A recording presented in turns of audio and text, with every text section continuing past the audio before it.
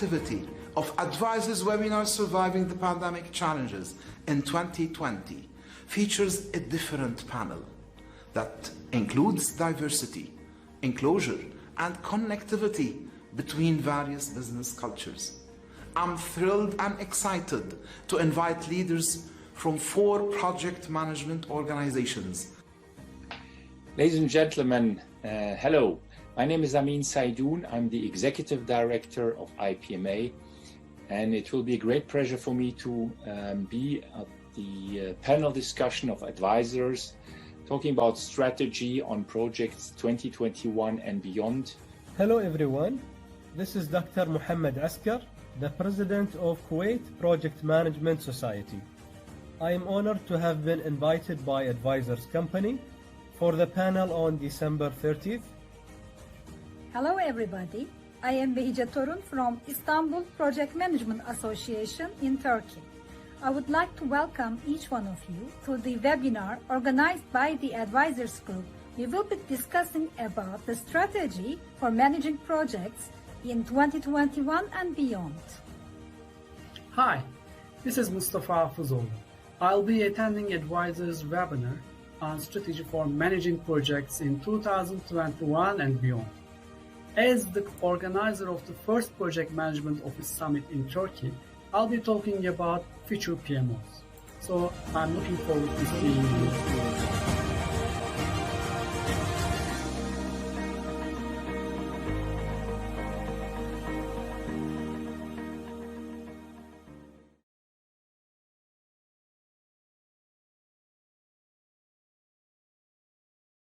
Ladies and gentlemen, and welcome to Advisors Webinar Surviving the Pandemic Challenges with Week 33. As usual, my name is Dr. Saadi Adra, and I'm happy to host tonight Dr. Rachad Baroudi, my friend and one of the rare international experts in key performance indicators with over 2 decades of experience, joining us tonight from Dubai. Good evening, Dr. Rachad. You are muted. You need to unmute yourself, please.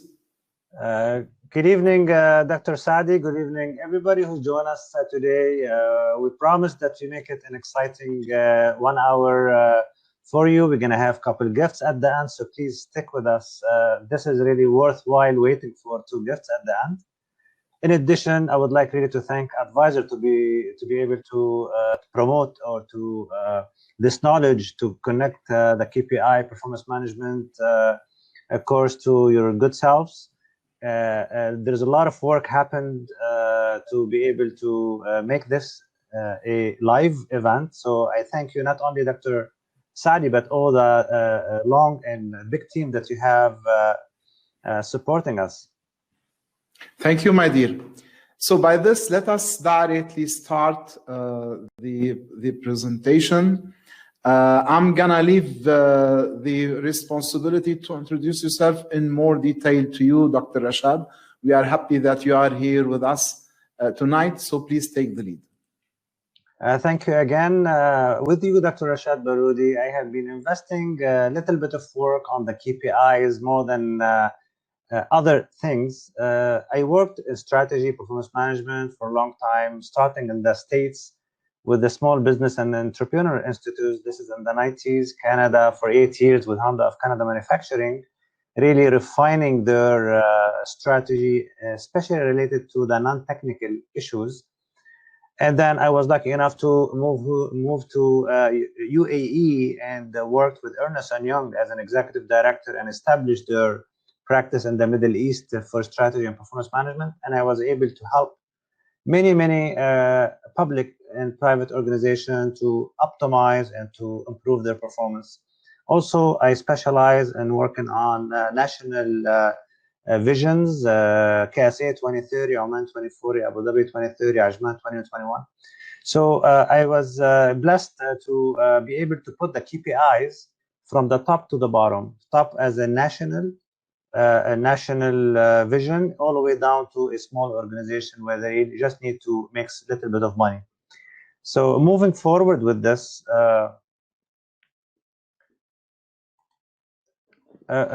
The good KPIs are the engine, and they are the good indicators for any good leaders to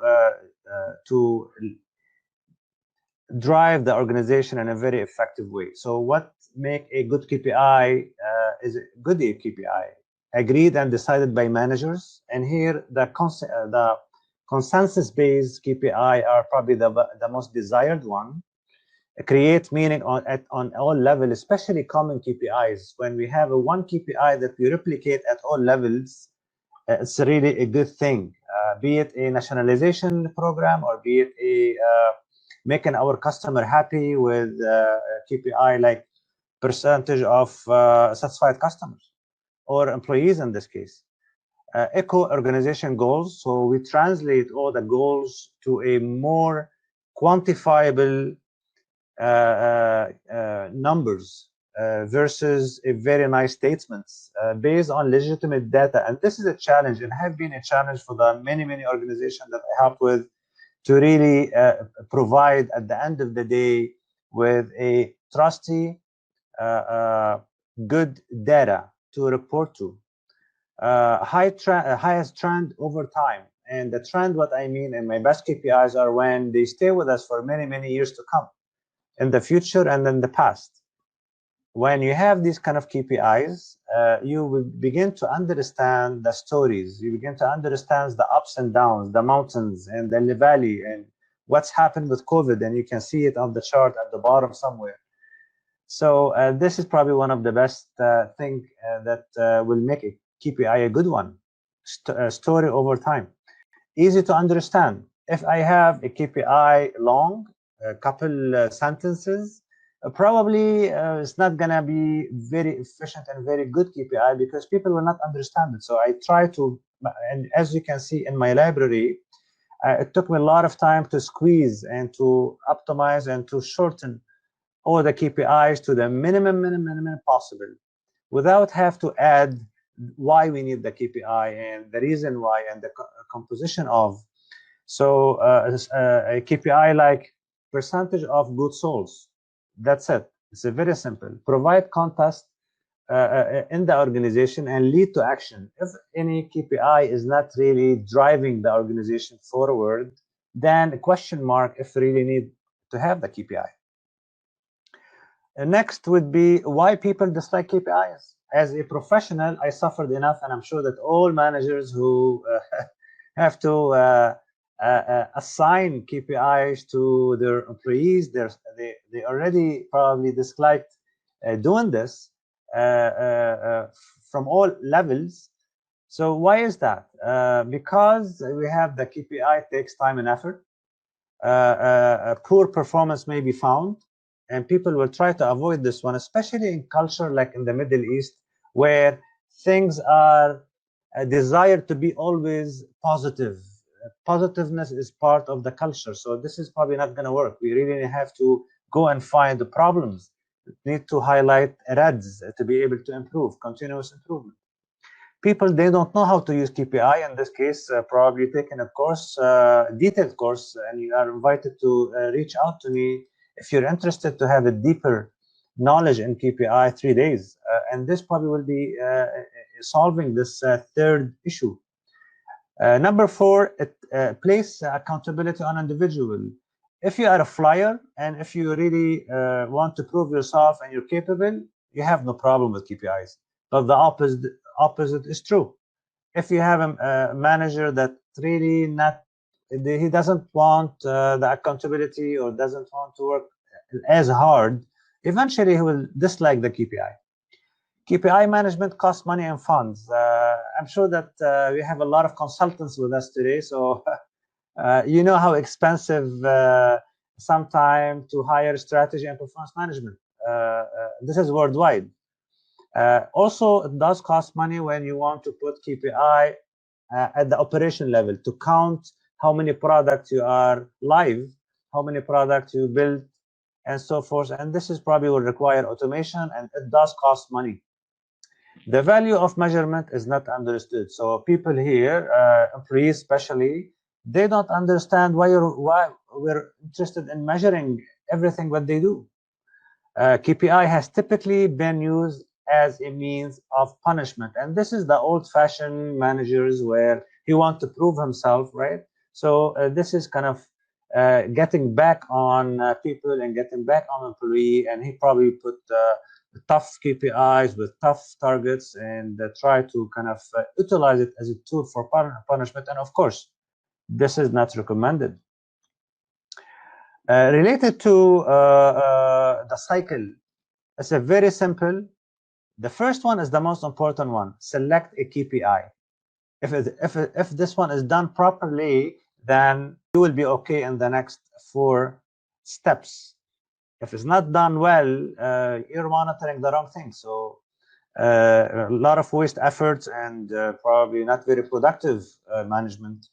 I will help you out at the end of today by giving you an app with 36,000 KPI where you can select the KPI they are appropriate for your organization at the appropriate time in the appropriate way, and then be managed in a very productive way. Number 2, approve and document KPI. Approve have to be done, and I like to see signatures at the bottom of the scorecard. If I have a scorecard, if I'm using scorecard, I prefer to see 2 signatures, the boss and the employee, because people change their minds all the time. You know what I'm talking about, right? So if you want to document the KPI, I prefer not to create a 1 page for every KPI, especially in big organizations where you have 1,000 KPIs, so you will have 1,000 pages to maintain, and that's a lot. So I prefer to have a 1 line on the balanced scorecard where the main characteristic of a KPI is very visible on 1 line. And here we're talking about what? We're talking about KPI name, unit, description, formula, and then polarity. We'll talk about this one later, and the other main items. Gather and analyze data. We have a problem here, my friends. It's not being given its weight. We gather the information sometime too late, and then when we get to analyzing data, we don't have time. We have to issue the report. It goes without analysis, and it goes without recommendation. So it's a problem by itself. Because we have a window of 7 days to issue the report after the quarter, and here I do recommend to support strategy and performance management team because they have a very small window, and analysis does work, and recommendation will really adding icing on the cake for managers to understand what's happening. Also, we do report the KPIs. Usually on a operation level, it will be weekly or monthly. At the strategic level, it's most probably it's quarterly based. At the end of the year, especially the second year, so the first year, there's a lot of work have to be done. It's a messy project where you have to put a lot of KPIs for the first time, and it's a very demanding time-wise, effort-wise. However, year number 2 is not as bad. You're talking here about probably removing 10% of the KPIs and probably injecting another 10%. So in the cycle of the strategy, if you have a 5 years or 3 year cycle, year 2 and 3 are not as bad. Refining and learning. Related to the sources of the KPI, you can always reach out to the competitors, industry standard, like in hotels, for example, we have occupancy rate. It's a standard for the whole industry. Workshops, it's a very powerful thing. It's very historical data and historical KPIs. We prefer to use historical KPIs because they bring a lot of history to them. Benchmarking, management usually they know what to use and they bring a KPI from their previous jobs. External lists, very common. You can buy them online now, or you can go to my website. It has been online for now 11 years, www.kpimegalibrary.com. It's a free. You don't require any user name or a password.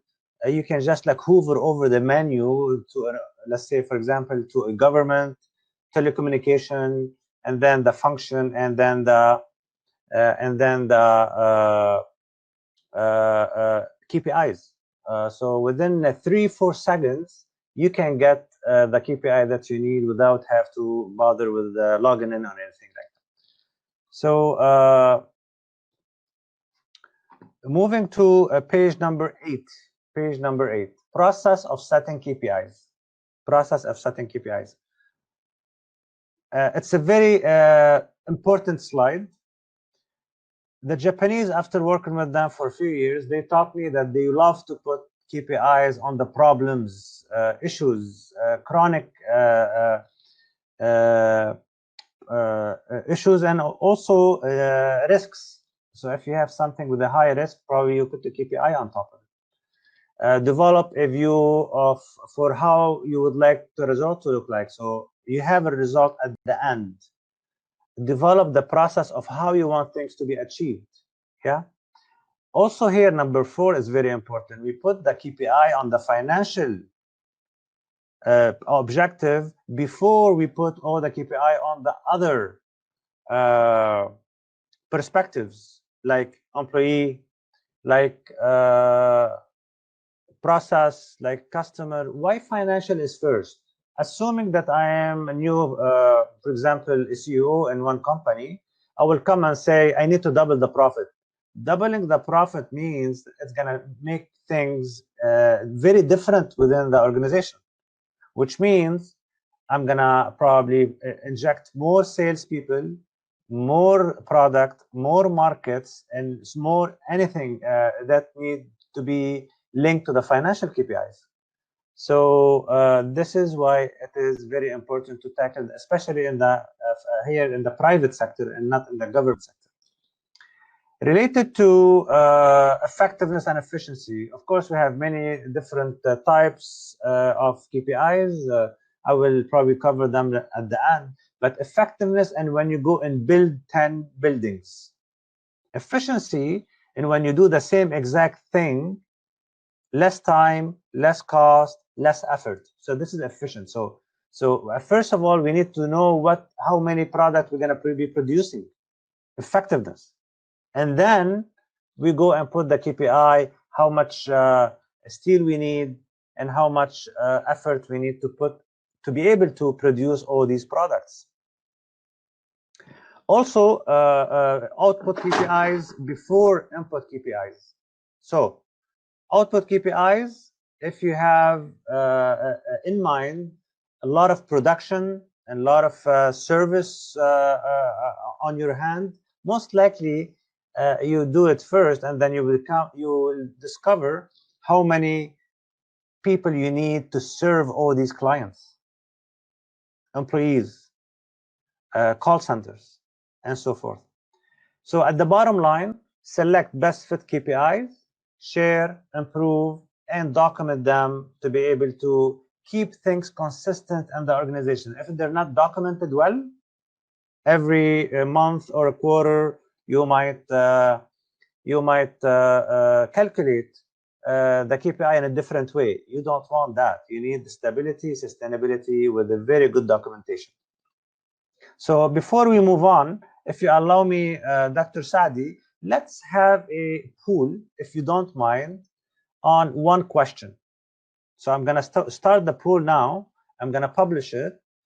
And this one will be asking you KPI management. Excuse me, just a second, please, because let me restart the poll to allow it to show the results. Thank you. Okay. Now it's good. Thank you. We are very lucky that you are with us, Dr. Saadi. Otherwise, Habibi, Dr. Rachad. Things will not go far.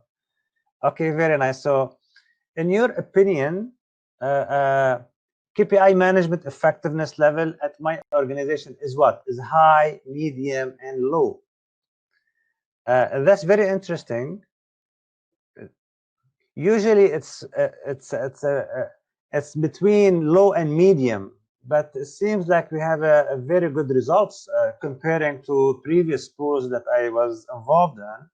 So it seems like almost 50% of you, they have a medium, which is good, management effectiveness level, and then 25% high, which is excellent, rare, by the way, not that typical, and then we have a 20% with low, and these are probably a good opportunity for you, the low one, to learn the KPI and to improve them as much as you can. So thank you again. We'll go back to our presentation. This is very simple slide, but it's probably one of the most important slides you can see. I know it's simple, but it's difficult to follow. I'm not sure why. Good KPIs start with value of, number of, average of, total of, percentage of. If you want to use the symbols, it's fine. It's great. Please, please, please do not start a KPI with the verb. The verb belongs to a objective, to a goal, to a direction. Increase profits, great. Decrease a cost, excellent. Attract and improve employees, beautiful. After we do the verb and the goal, we need KPIs. The worst KPI that you can put is percentage increase or increase percentage or decrease percentage of, where the baseline is always last month, where after a few months you begin to forget where you are on the trend. Yeah. So please remember, if you want to learn anything from this course, it's this slide right there in front of you. Do not start with the verb and try to stay away from percentage increase or increase this and decrease this and optimize this. No. Okay, so now we are good to go. Common KPIs. I like to use them a lot in my consultancy. By the way, I'm not a trainer, I'm a consultant. I have been doing consultancy now for 8 years in this region. And usually I like using common KPIs. Why is that? Because it's unify the organization toward not only a one goal, but to one KPI. Of course, not all common KPI, we can put them on all levels, all departments. However, with the star ones, they could be for selected divisions. Like, let me start with financial. Percent OPEC budget variance. All managers, they have budgets, right? And usually I like to put target of 90% to have a 10% savings at the end of the year. Total EBITDA, total revenue, customer satisfaction, and then total number of customers. And this is selectively for a few divisions. However, on the right side, under processes, I love to use the first one, percentage of timely closure of audit observation. Why? Because usually internal audit is not very liked by design department, and please forgive me if I said this one, if I have a few people from internal audit with me here, but they are the policemen, right? They are the people who always dig into stuff to find the problem. Usually people, they don't listen to them, and usually the reports are the same every single year. When we put this KPI, and I did this one for the past probably 5 projects that I did for government and non-government, what's happened, people will run after internal audit to close all the audit observation on time or negotiate a new date. So here we're reversing the push strategy to a vacuum strategy toward supporting internal audit. But this is not free. Usually what we do ask from internal audit to play the policeman on behalf of the strategy and performance management and check to see if there is any playing around with the numbers, especially actual ones. So nothing's free here. We support the internal audit, but we get it back when they begin to audit all the actual results for all KPI ongoing. And let's be it. I mean, they are bad cops anyway. So The worst thing that you can do as a strategy and performance manager, to play two roles. You're the cop and you're the supporter. Doesn't work. Doesn't work. Number two, a number of key business processes automated, especially these times, especially after COVID. You want to push everybody toward automation. This is why you put the KPI on all divisions related to automating the process. And probably these are for Dr. Saadi, for the projects, percentage projects progress as per plan, and then percentage project within planned budget. So here we're talking about progress, about budget. Related to people, of course, satisfaction rating coming from a survey at the end of the year. And this survey is very important to be unified throughout the organization for two reasons. First, to be able to benchmark to see who's doing well and who's not doing well within the same organization. Number two, to be able to put the 3 questions related to support units, IT, HR, and then finance, to say, how happy are you in IT services? This is, we will ask for all employees. Number two, under people, number of innovation ideas submitted, and then the year after we'll put executed, and then the year number 3 we'll change it to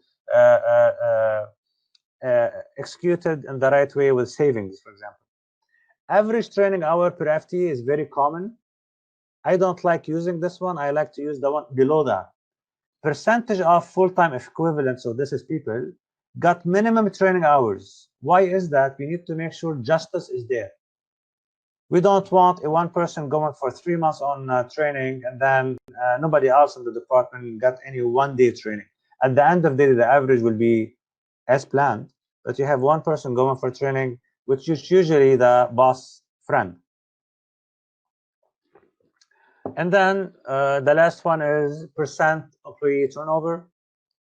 And this is depending on if you have a problem. Like in Ernst & Young, we used to have a 30% attrition rate every single year, which is too high. This is why we needed this KPI. Otherwise, you don't put it. So moving forward with quick game, I guess. Who can tell me the reasons, or actually I will tell you and later on we can discuss this one, which are not a good KPI names, the last 5, and I will tell you why. The first 5 are okay. However, the last 5 are not okay, as in naming, not as use of these KPIs. So number 6, finalize project by 31 December. This is called milestone, is not called KPI. Sometime, if you are using HRMS system, use them, that's fine, to be able to finish things by the end of the year. But this is dot in time. It's not a KPI, it's a milestone. We have no problem using them under projects. Number 7, superior quality services. Here, it's a cloud. I cannot put a number because quality for you is different than me. Superior is different between us. So it's very difficult to put the number next to the KPI. Number of defects and returned products. This is actually 2 KPIs. I don't mind using end. However, inside the calculation, inside the description, I don't like using end inside the name of the KPI. Description, okay, and then of course in the formula, okay, but not in the name of the KPI. Budget is usually given to you at the beginning of the year. There's nothing to do with this. However, percentage of budget variance is very common KPI. I like it. Number 10, increase current market share by 20%. There's 2 problems here. 2 problems. First one is increase. So as we agreed, we do not put a verb at the beginning of the KPI, especially increase and decrease. Why? Because the KPI sometimes goes up and down. So it's very bad when you say increase something and you see it decreasing, right? Number 2, we're trying to avoid putting a number, which is the target, inside the name of the KPI, because this number should happen or should be at every single quarter. So when you reach the 20, you have to change the name of the KPI again and again and again and again. I have to also mention to you that in HRMS system, unfortunately, they're not advanced. The majority of them in the past, anyways, and probably now is much better. They don't give you anything except one field to put everything in it.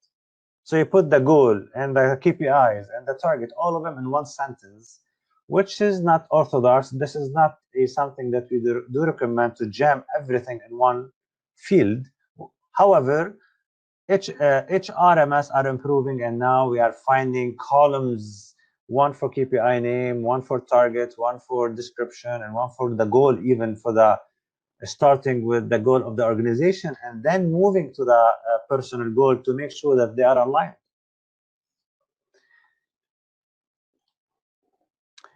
One time in the past, a Sheeman and Associate did the survey.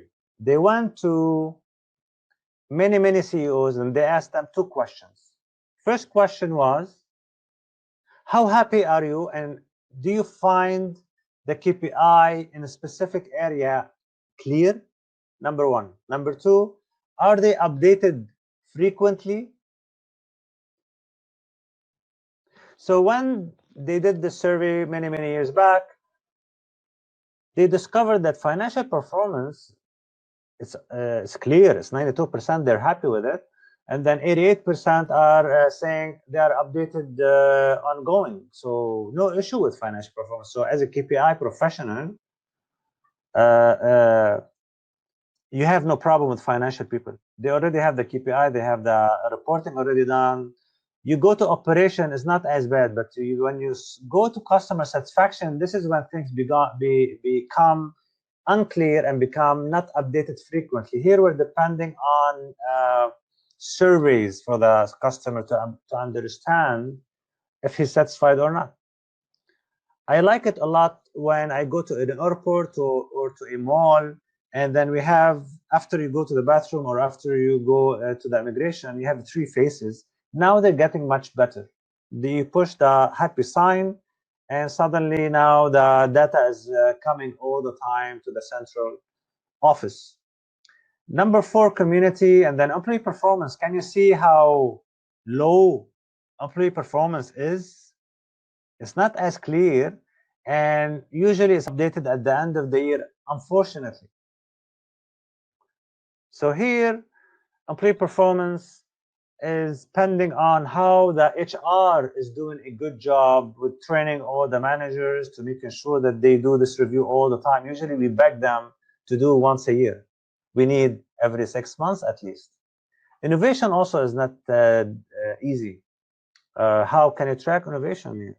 Number of ideas, number of successful, number of savings, and so forth. So it's not as clear. However, I need to also salute the industries of education and health for really converting 2 very difficult qualitative items to a very robust number-based performance. Let me give you an example here. Education, this is 50 years back. When I used to go to one of the high schools, French high schools, I was lucky enough to have the scorecard coming to me every single month. Now it's quarter-based, and this is really good. Why? Because you will have an idea what's happening in the knowledge inside your daughter or your son's inside the brain. It's not as easy as you think, but you will have a number for it. Math is 86.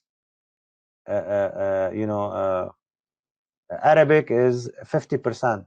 So not easy, well done. And Kaplan and Norton took this idea from academia and they apply this one to the business world, but they changed 4 perspectives to another 4 perspectives.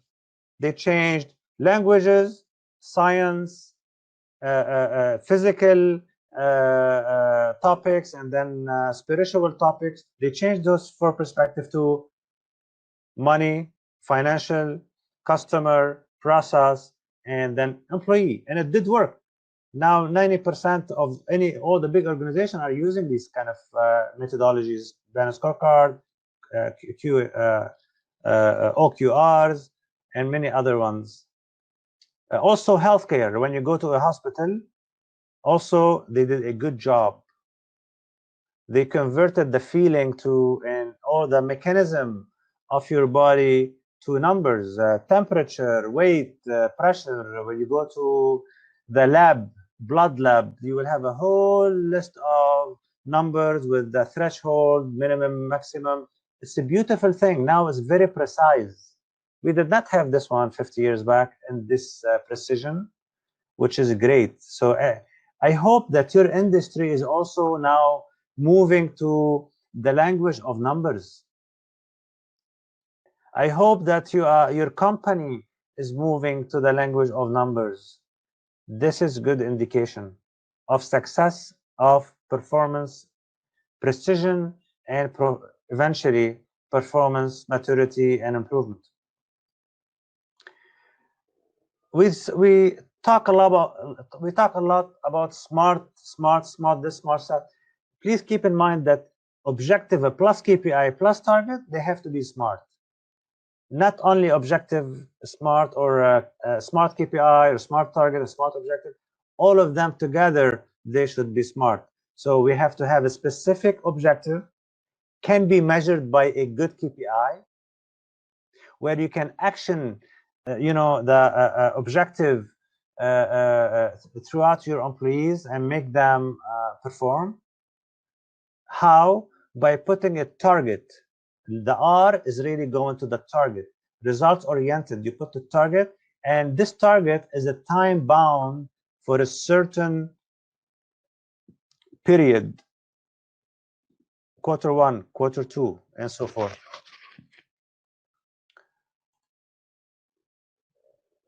KPIs can take many forms. My favorite one and the easiest one and the most easy to communicate one is the first, which is absolute numbers. Number of planes trips, number of COVID-19 deaths, right? So the unit inside the name of the KPI, you don't really have to say a lot. It's very clear. However, when you go to a percentage, we like using percentage. Please don't understand me wrong here. We like using percentage. However, it's two numbers. Number on top, number on the bottom. If the number on top move up, the percentage move up. And if the number at the bottom move down, also the number of the percentage goes up. So here, I don't know which one is which. Nationalization. You can hire, you can increase the nationalization percentage of your manpower without increasing or hiring one national. How? You go and fire all the non-nationals. And by doing this, your percentage will go up, even though you did not hire even one national. So I cannot see. I have to see inside the percentage to see the dynamic and which number changed.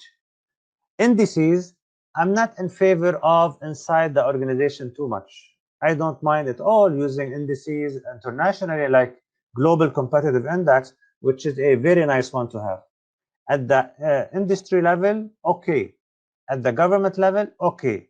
When you go down to the sections and you begin to see a lot of indices, this is not a good sign, because this is a black box for me.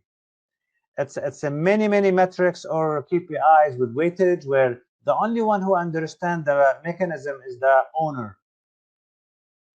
And sometimes he cancel KPIs or changing the weight, which I have no visibility of. So it's mystery for me. Ranking is like you're ranking yourself inside the school. A student, B student, C student. Rating is hotels. 5-star, 4-star, 3 stars hotels. Ratios are the cousins of percentages.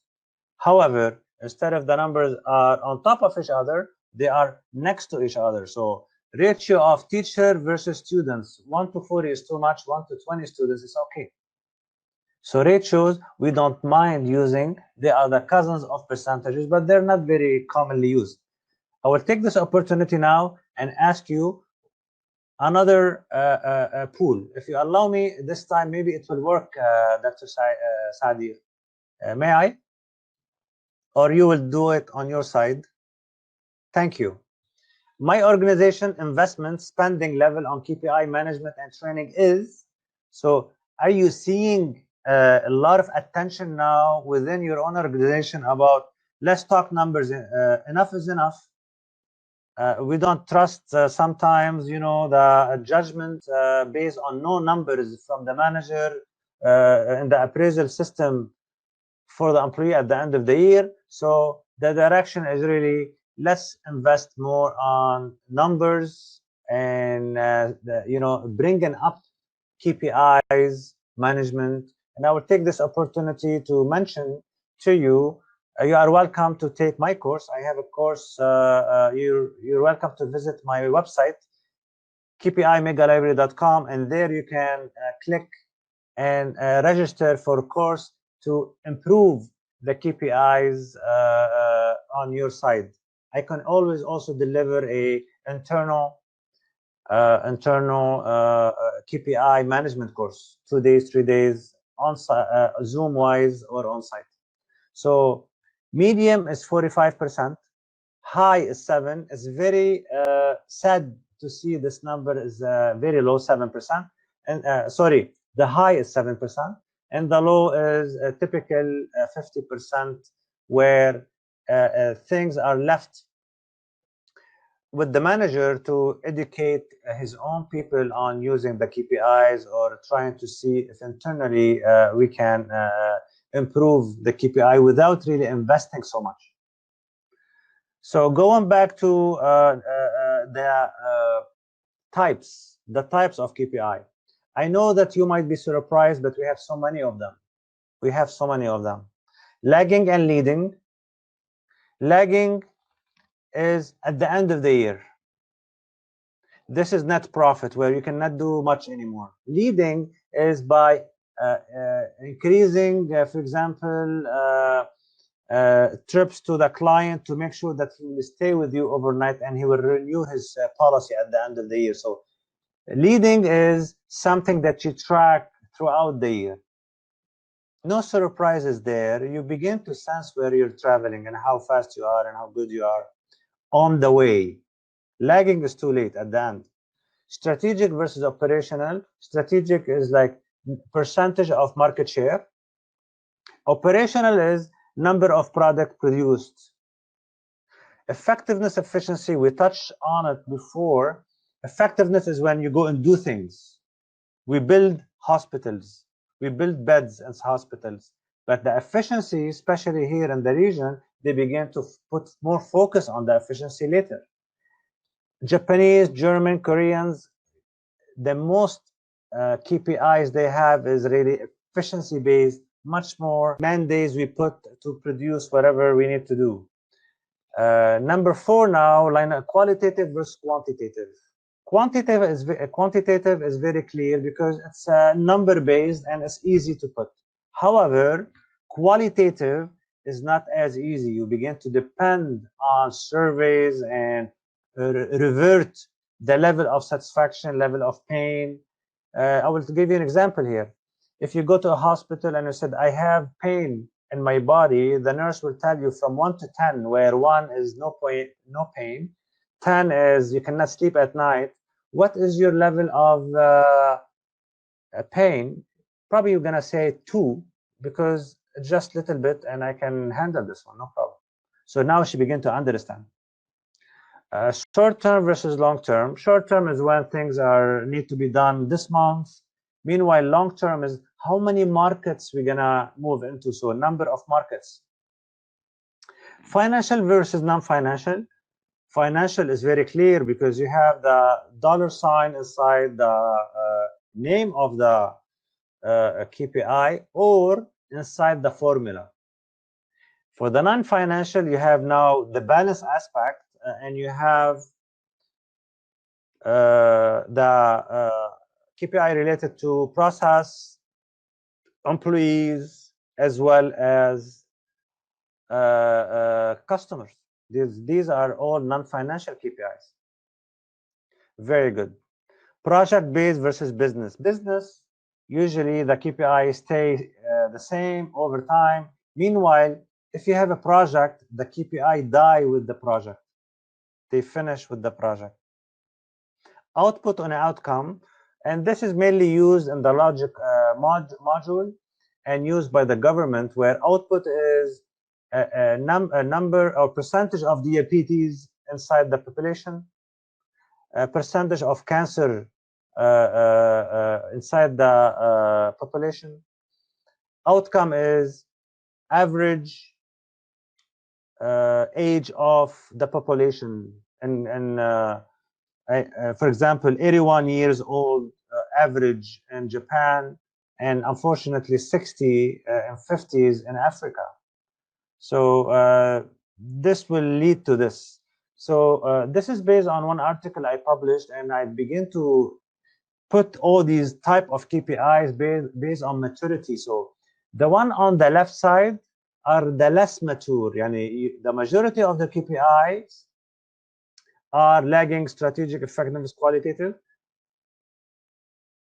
and these are kind of less organizations. However, if the majority of their KPIs they are on the right side, leading, operational, efficiency, quantitative, and so forth, non-financial, now we begin to see a lot of KPIs after balanced scorecard came. We began to see the increase of KPIs on the non-financials. So in this case, your organization is more mature because they have much more of their KPI on the right side. I'm not saying that all our KPIs have to be here and here. No, the balance have to be there. However, I prefer as an expert on KPI to see more on the right side than the left side. Okay, let's talk about polarity. The majority of the KPIs are increase is better. Revenues, number of sales, number of clients, right? So this is polarity. How we calculate this one to be able to get the results of the KPI? Very simple. Actual over target. Actual divided by target. We get the results of the KPIs on the KPI with positive polarity. The opposite is true with the KPI with negative polarity. Here, decrease is better. They're probably around 10 to 20% of KPIs are less is better, like accidents, complaints, number of complaints, and number of, let's say, theft, incidents of theft, for example. So how can we calculate this type of KPI polarity? We reverse. It's going to be target over actual. So target. So as an example here, I'm supposed to have 8 complaints against me for the whole year, 10, but I get 5. So when you go 10 divided by 5, you have 200% accomplishment on this KPI, which is excellent, where decrease is better. So where do we put the KPIs? In the positive polarity, we will improve, and we put KPIs to monitor quality, process, savings, safety, staff satisfaction, customer service, resource utilization. Also, we put KPI with negative polarity to reduce time, cost, errors, inventory, space, waste, and efforts. And now let's take another pool, if I may, Dr. Saadi, with the third one. My organization has an automated strategy or KPI IT system. We are seeing now a lot of people are, especially with after COVID, they're moving cloud and they're moving in IT systems. Usually the no are much more than the yeses. And here people are saying almost half is changing, but I will not be surprised if the yeses are less than the no's. It's costly, it costs a lot of millions, it requires time, maintenance, training, and so many other things. And after COVID, you're dreaming. There is probably no budget for this. However, I have a solution. I mentioned that I have two gifts at the end of this gathering, and I thank you for being with us all this time so far, but we're almost done. I'm gonna give you a $1 million system as a free of charge tonight. You can customize it in Arabic, you can use it in Portuguese, you can use it in 100 plus languages. It's a cloud, it's for KPI, for a project, and for appraisal system, managing your strategy in one system.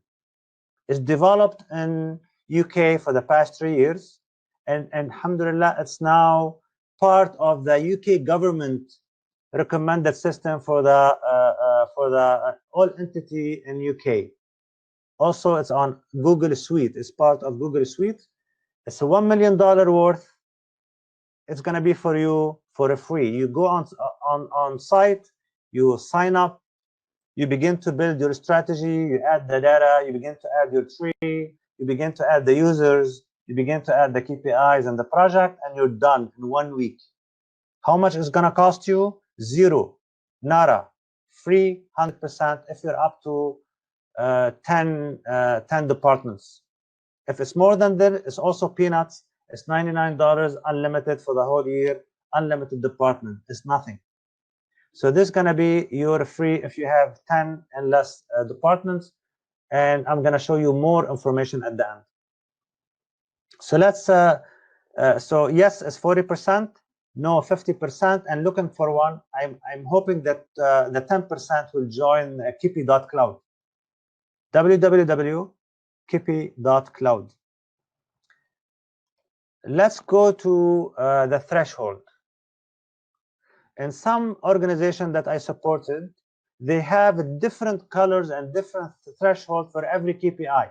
I do not recommend this, because people when they see red or they see yellow, sometimes it's 70, sometimes it's 80, sometimes it's 60, and it's very difficult to understand or to track the threshold and the color for every single KPI differently. I do recommend to have a unified threshold and color for all KPI within the organization. So let's talk a little bit about targets. We have many methods. The top 5 are motivation high methodologies. Let's talk about them. Best practice benchmark. So let's be number 1. Internal benchmark. So you will have different department and region are competing against each other.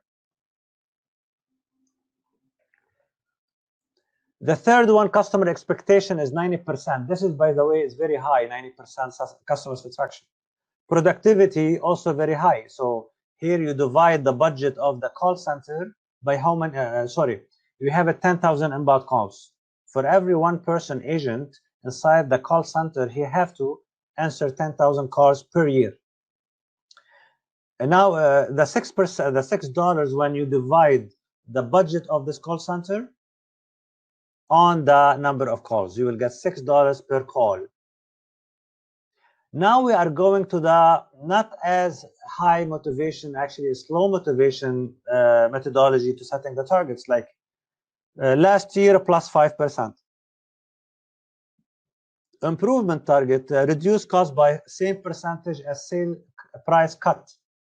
By the way, we used to use this one all the time at Honda of Canada Manufacturing, where we asked every single department manager to find 5% cost down. We called it cost down all the time. Every year we have a cost down initiative.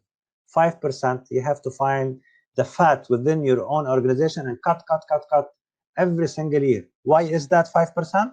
Because we have an inflation by 2 to 3%, and we have increase of salary for, we had 5,000 people.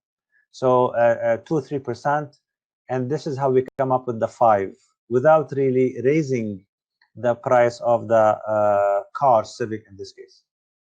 Fixed resource volume, headcount of 22 FTE. Very boring. This is very typical in the government. We're going to give you people, manage. Also the same at the last one, we're going to give you 20 million and manage. So corporate and personal scorecard, they're managed by 2 different people, 2 different teams, 2 different usually templates using 2 different IT systems. And usually they don't coordinate with each other. We have a problem. We have a problem. We have to bridge this gap by asking the HR people and the organization performance and strategy people to sit down on the same table and to begin to coordinate the same design of the template, the same terminology, the same system preferably, and I'm going to offer you one for free tonight. Also free, not only the schedule have to be also synchronized, where we do first the organization and then later we do the scorecard for the people, where it's based on the scorecard of the team or the section or the department. This is a very important one, but it will show you the complication of performance. It's not about KPI. It's not about a strategy. It's about people, about good managers. Company culture could have a huge impact on performance. And here I have to remind you that the culture within the department is much, much more important for the person than the company culture, because he's dealing with his boss 90% of the time and his colleagues.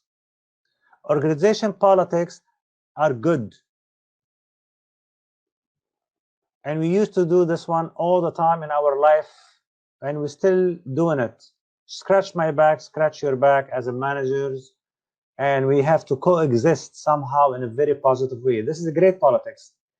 Backbiting and not cooperating and not giving information, this is really bad politics, which we do not recommend. It have a huge negative impact on performance. Management style, you have the macro management and then the macro management. Both of them are good. In the micromanagement, we have a very detailed people in IT, in finance, and police, managed by people who are very disciplined and they know how to look at details. Performance is high, you have no problem. The same way we have a macro management style. Sales, customer service, public relations. We have outside the box people, they want to do things on their own and their own ways, and the manager doesn't really care. He cares about results. They're happy with each other and the performance is high. Dealing with conflict also have a huge impact on performance. If you have a manager and he cannot control himself, screaming all the time and blaming all the time, then the performance of his people will decrease big time, over time. Continuous improvement is a requirement for every human being to be happy. In Honda, we used to change people every 2 years, mandatory within their own divisions. Every 2 years, they have to be in a different location. And we did exactly the same thing for all people. If you have an opening, people inside the organization will apply to it, and people are moving internally as well. It's great. If you have been doing the same job for 5-6 years, you're not doing yourself a favor. Move out. Find another job, either within or outside. Understand, because the performance will get impacted if you have been doing the same thing for a long time. Your performance going down because you're not motivated anymore. Understanding variance. There is two reds. There is no two reds are the same. There's a red related to COVID-19, and there's a red related to people sitting at home doing nothing. We have, as a manager, dealing with them in a very separate way. I'm going to give you the two gifts right now. The first gift is an application based on our third book. It's have been selling on Amazon for 10 years now, 17,000 now. This version at 36,000. If you have an iPhone right now, I do recommend to go straight to Apple Store, type KPI Mega Library or KPI space, to put this email in the chatting box, if I may.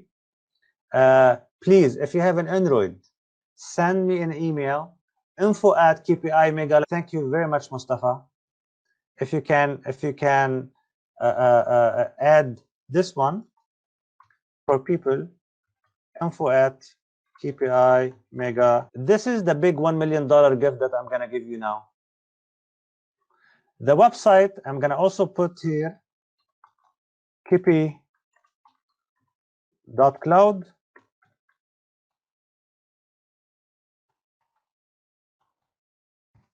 You are welcome to go and sign up right now for free. It have a lot of features related to strategy management, KPI management, project management, appraisal system. It's managed by Google servers, so it's very secure. It's very friendly, and the governance is very tight. It's very tight inside. So what's gonna make this software different than the other one? You don't need anybody to talk to. You go silently and you begin to build the system for your organization for a week. Then you invite all people to use it. As simple as that, in your own language, be it Arabic or English or Mexican, doesn't really matter. No need for IT, no need for budget, no need for time. So within 1 week, and this is my promise to you, it took us a lot of time to begin to build it, and now it's ready. It has been ready since January, unfortunately, during COVID time. So I hope that you will like these two gifts. And now I will put it back, and here I'm gonna put it back in the hands of Dr. Saadi, because I exceeded my time by 3 minutes. So my apology, Dr. Saadi. No problem. Thank you very much. It has been really informative. And thank you very much for the two gifts. So it's a $1 million for each one of our participants. So probably tonight you have offered, maybe we've reached over 130 or 150. So this is $150 million. Thank you very much. You've made us all rich tonight. My pleasure, Dr. Saadi. Okay. So as usual, before we take questions, we have over 10 or 12 questions, very nice questions. Let me just invite you all to register. We have still, excuse me, now is my issue with my camera. I'm solving this now. Okay. So we still have 2 sessions by the year end. Next Wednesday on the 23rd, we have Luis Duran, our Mexican friend from Canada. He's going to speak to us about the value of PMO to executives. Then the last session will be a webinar, and this is an interesting webinar because we have we're going to discuss the strategy for managing projects in 2021 and beyond. We will have with us Amin Saidoun, who is the executive director for IPMA from Switzerland. IPMA is International Project Management Association, which has 72 associations in 72 countries with them. Then we have also our friend Dr. Muhammad Askar, our partner from Kuwait Project Management Society, participating. Also Behiji Turon from IPYD, Istanbul Project Management Association, and from Ankara, my friend Mustafa Hafiz Oglu, the founder of PMO Summit. So we'd love to see you all in this farewell for 2020 and welcoming 2021 again with knowledge and networking We'll send also the links for that. The last announcement is that the strategy implementation professional, I'd like to thank my friend Antonio Neto Rodriguez because he kept the discounted 50% price till end of year, but that will stop on December 31. So there's a last chance if anybody is interested in taking the strategy implementation professional, now is the time. You can use advisor or advisors for additional discount. And by this, we end the session and we start the, let's start the questions and answers. So we have several questions. First of all, from Russia, Sergey Volchkov. He's talking, what are project management specific KPIs? The high level ones, which are percentage of progress, percentage of variance from the budget. These are probably the bread and butter of the two. However, every project, they have their own KPI. So if I am in building, for example, I will have a KPI related to safety, related to, of course, iron and the project-related KPIs. But the majority of the project, we have this focus on two things: time and budget. Okay. Now, this is a rather interesting thing because of multiple reasons. Number one, a lot of talk has been in our area, in our arena, been said lately about focusing on results and benefits. And usually, the time and budget, they tell you about the specific project deliverable, whether or not it is going to finish on time and on budget, which is not necessarily directly related to the realized benefit for the outcome of this specific project. So my question to you is, how can we measure benefits, the benefits that result after we utilize the deliverables of the projects for our organizations, probably from operation side? Let me start with the bad example, Dr. Saadi. In government, it's very typical to go with the cheapest bid. Yeah, so you have a lot of effort have been done on on the process of bidding, on finding the cheapest place, cheapest product, and then later on, when you're driving your car after 6 months on the highway, you begin to find there's a lot of holes all over the place, right? So this is a bad example that unfortunately exists in many governments around. So, of course, the results of the project was bad. Yeah. So this is an example. The opposite is true. Sometimes you have a good unknown consultant with a lot of knowledge, and here I'm not talking Big Four. I was Big Four, and there's millions of dollars sometimes for that project, and sometimes it's not really the best result. You will probably have to go with an expert, right? Maybe 10% of the time, and the delivery is very high. How can you tell? How can you tell?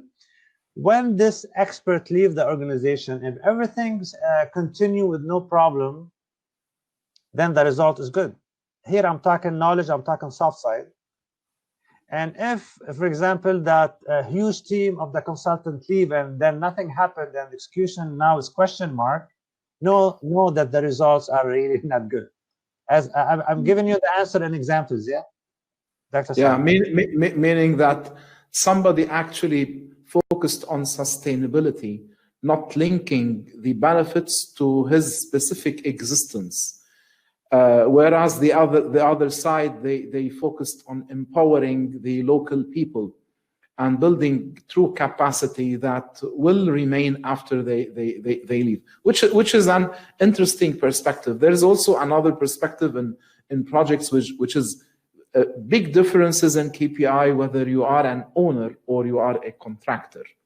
Okay, these are the two sides of the fence. Okay, one KPI works for the owner is not interesting for the contractor, and vice versa. On the contrary, in the contractors on mega projects, they live because of claims, and whenever you have claims, the budget on the owner side usually increases. So as they say in Arabic, مصائب قوم عند قوم فوائد. What is good for one side might not be good for the other. But we've learned through the hard way that a best practice is not to look for a win-lose, but rather look for a win-win, for a long-term strategic partnership, which might require, and I want to ask you from your experience, whether you've seen two organizations, instead of competing like a contractor and an owner, collaborating and linking their KPIs to facilitate this type of collaboration. There is conflict of interest by default, as you rightly mentioned, Dr. Saadi, and this is when things will really go the wrong way in any project, right? So the client in this case will try to abuse and try to get the maximum out of the contractor, expanding the scope, trying to find the way of really getting more. And before you know it, the client is no longer a profitable one for the contractor. So wherever it is, he will just go deliver anything to exit, right? So it has to be win-win. It has to be ethical, and it has to be appreciating really the effort of the consultant. Okay, good. Now a question from our friend from Peru, Angela Barida. She's talking about nowadays people say OKR. What is the difference between KPI and OKR? Okay, also our friend from Dubai, Tariq Hraki, he's asking about the link between OKR and KPI. If you can enlighten us, please. Of course. 2 weeks back, I put my last article in LinkedIn comparing 4 methodologies: managed by objective, balanced scorecard, OGSM, which I use with Japanese for 8 years, and then the OKR. And I did a lot of analysis and say, okay, well, these are great methodologies that will manage the strategy and cascade down, to everybody. And now the majority of the people, they're not using OGSM. The OGSM have developed by Dr. Demon in 1960 for Toyota. I used it in the 90s at Honda of Canada for 8 years. It's a beautiful tool. Also, I did one implementation in this region at Kahrama, water and electricity of Qatar, which was successful, but is very difficult to work with. Managed by objective is mainly on the high level. OKR is, I will say, it's there is a lot of similarity between OKR and balanced scorecard. They're trying to find buckets, number one, to manage the strategy, and then also to focus on the OKR side more on the results versus the enablers versus the process, right? So you find the weight more on the results, which is closer in this case with management by objective, where the KPI is straight to the results. Yeah. Personally, I feel more comfortable using balanced scorecard than the other methodologies. Okay. So you believe OKRs are more lagging? Sorry? OKRs are more on the lagging side? OKR is really focusing more on the results, more on the result, and less on the process, less on the people, and the customer maybe. So it's not as balanced as the balanced scorecard. However, in the OKR, you have the objective, and you have a KPI, and you have an initiative, and you have the same exact thing in all methodologies. Yeah. So for more information, please go to my LinkedIn.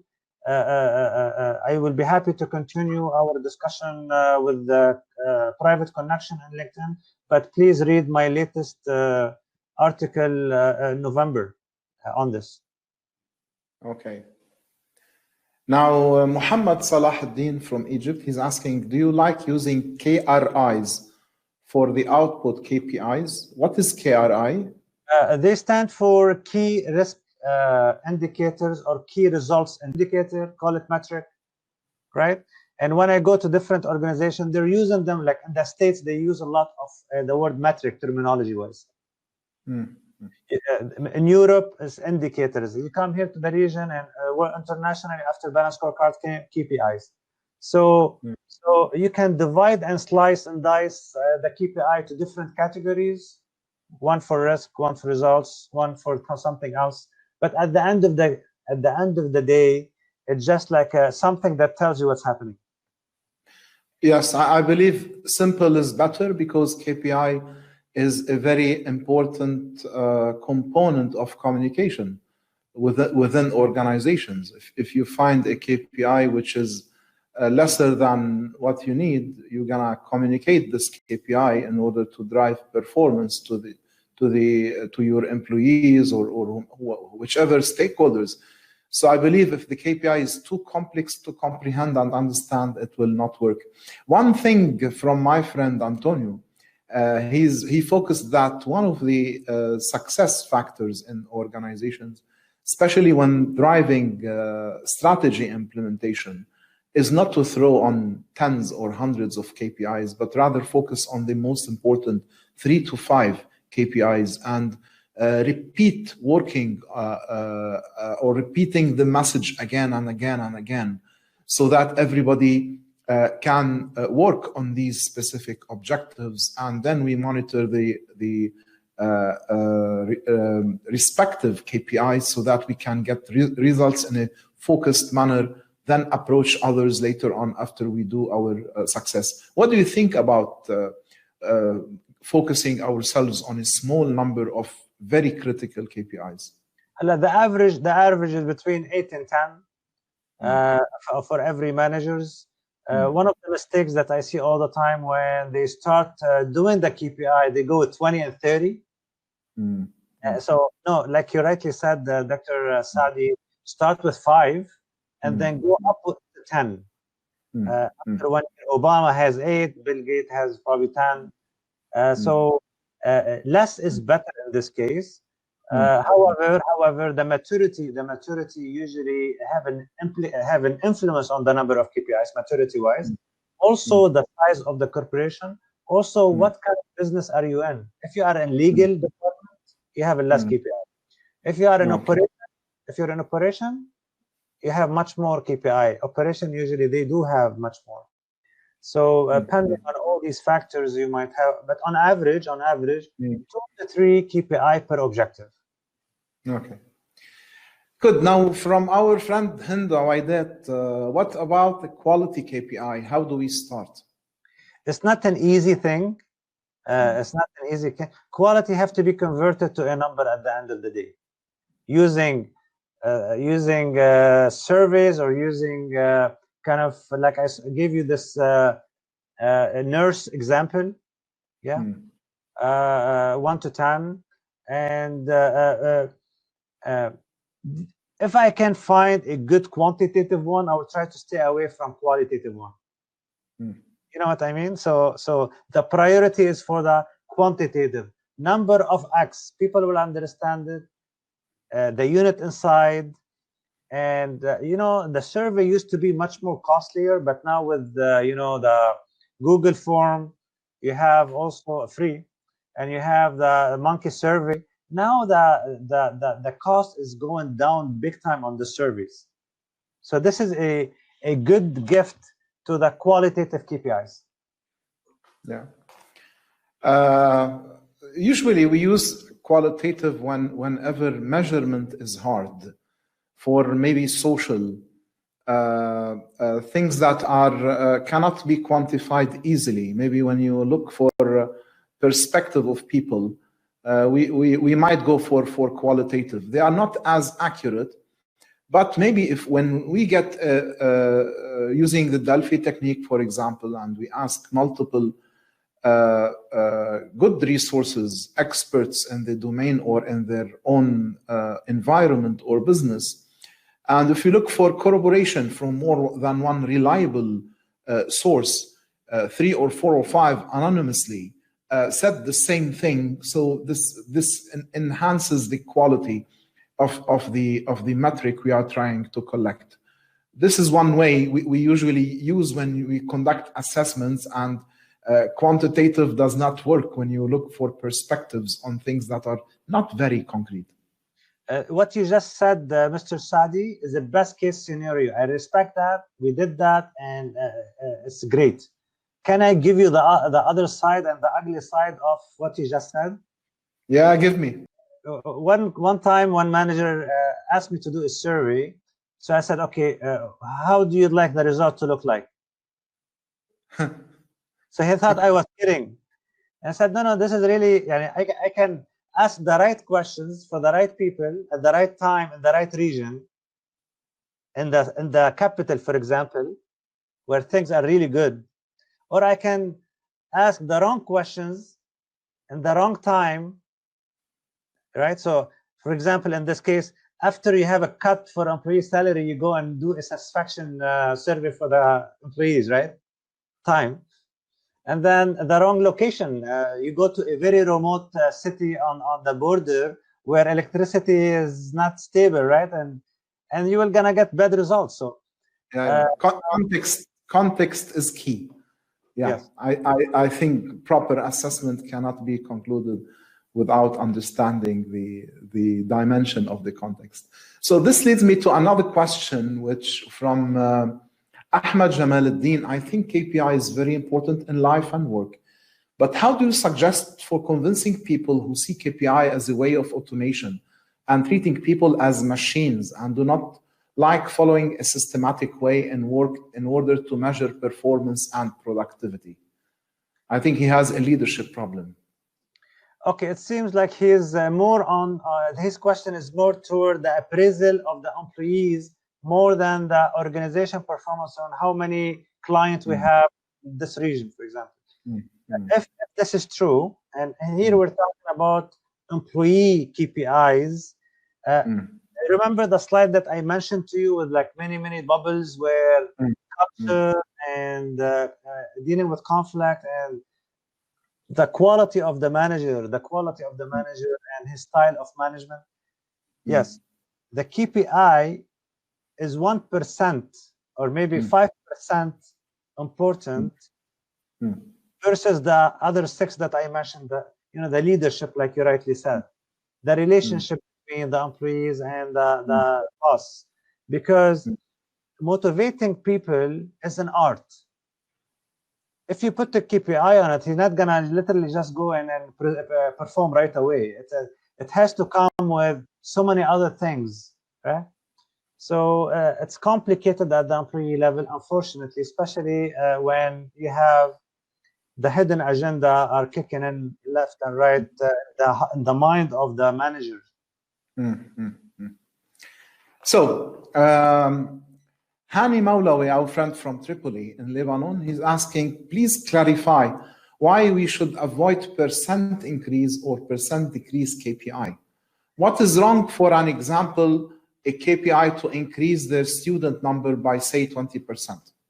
I salute Hani, and I salute all people from Lebanon and who have this very good questions. KPIs names should not have the word increase. This is what I said. For example, I will have an objective called increase customer base.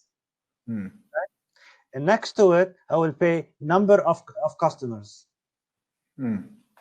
This is all what I just said. I don't like to force the KPI to increase by adding this one word to the KPI. I said increase, but the majority of the time the KPI will decrease. Yeah. So this is the mixing between the objective and the KPI. The objective, yes, the objective is to increase the base. The KPI is let the KPI go free, up and down and same. Right. So this is what I was referring to here. Okay, makes sense. Now, Muhammad Butirfa, he's asking about what about translating different quality levels into marks, like from 1 to 10? It's very typical, and we do this one all the time. So, yeah, I mean, this is the main reason why we need this 1 to 5 and 1 to 10. And usually I like to put, if I use 1 to 5, I would like to add the word next to it, not only in number, so that they know what I'm talking about. If you put even a small intro on what 5 mean, even better, yeah? So people will have more education what 5 means. But this is very typical what you mentioned, yes. I think this is related again to Hinda Waidat. She's asking, what about HSPU? Highly satisfactory, satisfactory, partially satisfactory, and unsatisfactory as a unit of measurement. Very simple. So here we're talking about 3, I think. 3 satisfactory. 4. Highly satisfactory, partially, and unsatisfactory. Fine. Yeah. Usually I like to keep the one in the middle neutral. Yeah. And then you have the 2 positive, 2 negative. And when I do the satisfaction, I go to and count the 5 and the 4s. And this is how I can get the percentage to be satisfied, mean not neutral and not negative. Now, Dr. Farhat Nabil, he's asking, don't you think that KPI depends on its inputs on correct and accurate data, so that we have outputs coupled with clues that help us make decisions? The first part of the question, of course, I mean, data usually improve over time. When we start the first report for with Adra, when I was working with them for Vision 2030 KSA, the report was not as good as now. Our first report was really kind of empty, and the challenge was really getting the data at the beginning. However, year after year, things get better, and the maturity will increase, and then the number and the quality of the actual will increase.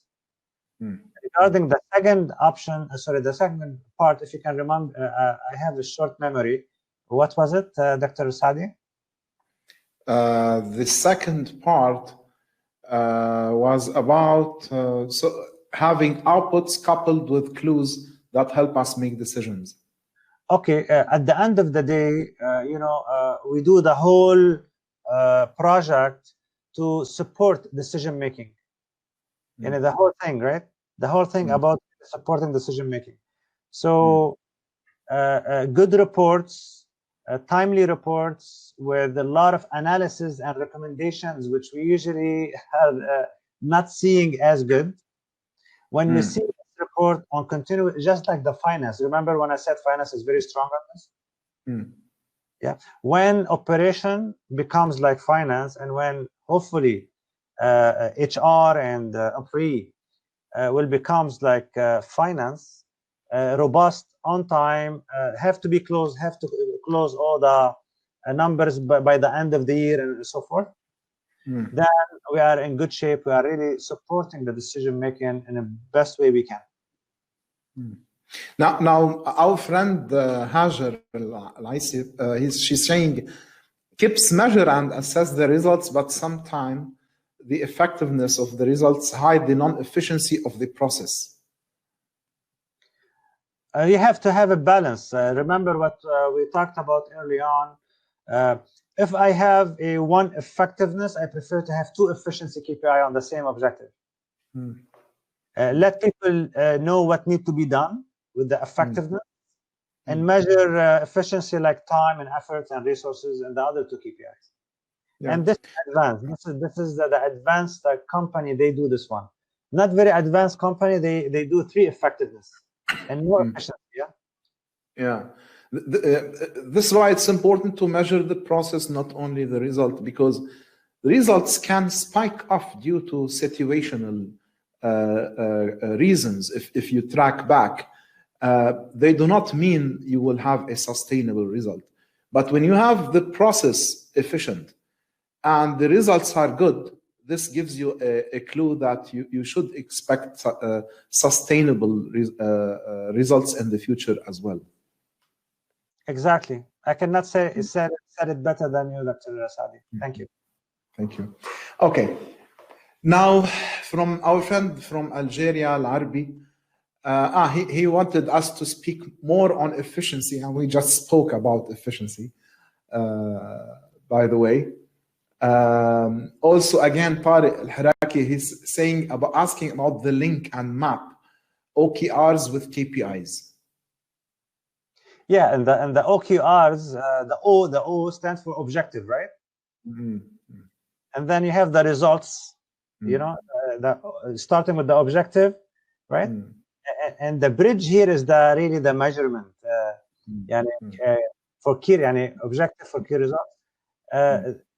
You cannot really make sure that your results are good without using a very good KPI. So it's a part of the equation. Remember when I said when I compared all these methodologies, the bread and butter are very similar. Objective, KPI, initiatives, you know, the same ingredients, the same. So. Okay.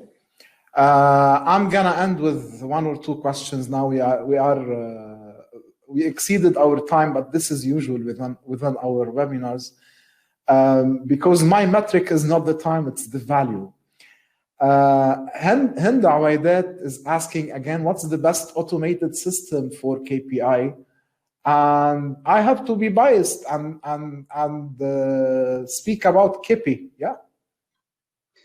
Well, let me tell you what. I was called by many clients to do consultancy and to help them implement systems. And of course, we have the corporators, we have, you know, so many different systems, KPI systems, they work. But hefty, very expensive, a lot of maintenance, and then a lot of training. They have very specific, and they are usually over-engineered. The majority of the corporation, they need a simple one. They need a simple one where they just have to look at their KPI, their projects. You know, this is what KPI.cloud is all about. It took us 3 years to be able to simplify. I will give you one example here. All the other systems, to be able to insert one new KPI or take a new KPI, you have to reweight all KPIs. For me, this is a chronic problem. It's not acceptable. It's really pure waste of time. How do I solve this one in KPI.cloud? 1x, 2x, 3x. As soon as you set the KPI, you will flag this KPI as 1x important, 2x is very important, and super important as 3x. You set it one time and you forget about it, all the calculation will happen, despite if you added 10 KPI, you took 10 KPIs. So this is a sample of how much effort and the patent that we have inside this machine, where friendliness is number one. It's cheap, it's free, and it's $99 for the whole year for unlimited. So you cannot lose anything. And then you bypass IT people, and I'm sure that many other people will agree with me. IT, usually they don't have strategy and performance on their high flyer and high importance. Usually they go to the financial ERP operation one. So usually by default, if you put anything related to non-core business, you're swimming against the current with IT system, with IT department. Now you've opened a very large debatable thing. I just want to add a comment here.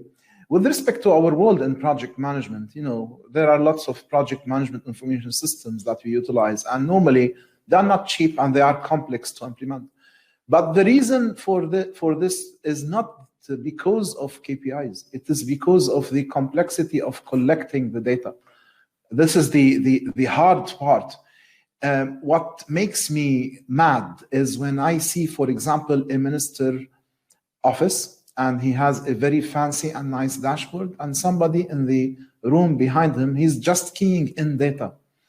My question is, how reliable is this data? How cosmetic is the data? How did you collect or come up with the data? Because if you don't have a full strategy And if you don't have proper governance, proper methods in place, and a proper means of collecting the information and collecting it in a manner that makes sense, at least at a higher level, when you have so many different projects and programs, and making sure you do have a mechanism to check on the ground whether or not some people are being cosmetic or sugarcoating their data.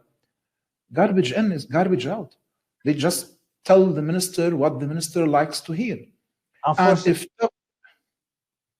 And if top people, they don't have the right data, how can they make the right decision? Okay, and nobody likes to be the bearer or the bringer of bad news, but it is those who bring the bad news make all the difference, because this is when we start to face the brutal facts, the truth, and start to do something about them, which is not easy. So don't blame the KPI. Absolutely agree with you.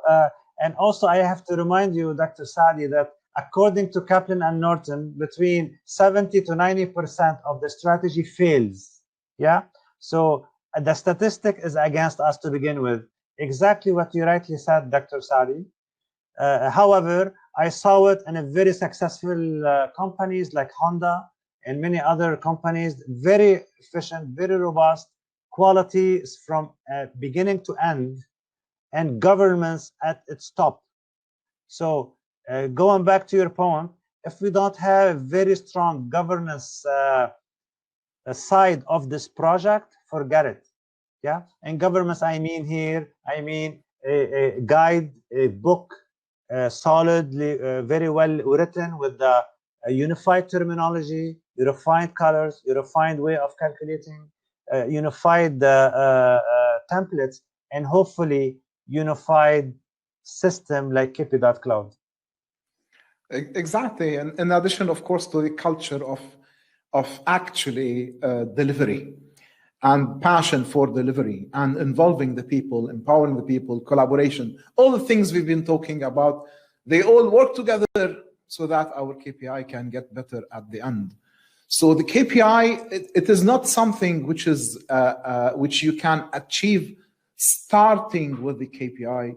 You put it in the beginning to measure how successful you will actually realize your strategy, and you review it over and over and over again, and it gives you an indication whether or not you are on the right path. This is why I love not the lagging, actually the leading KPIs, as you said, because they can help us monitor and manage our management in a better manner. One last question, because I was just going to close down, from again our friend Hajar from Jeddah. When organization functions, KPIs are related and depending on each other. Can we aggregate different function KPIs to obtain organization strategic KPIs? Of course, aggregation, they don't exist in all KPIs. They exist in a very small percentage of the KPIs, such as revenues. So assuming that you have a multiple core business and everybody's bringing money on the table, eventually you need this KPI on top to aggregate and calculate automatically, hopefully, summing or averaging sometime, all the one that in the lower level and aggregated. So this is very, very few KPIs that we don't see too often. And the KPI, also they are related. So they have kind of relationship between, here I'm not talking about the numbers, I'm talking about the two examples, like better customer satisfaction will lead to better revenue. So these are cousins. They work together, they move up together, they go down together. So this is kind of two type of explaining the relationship between the two guys. Also, I have I catch my eyes here while I'm talking to you from Canada, Mr. Munir Marhaba.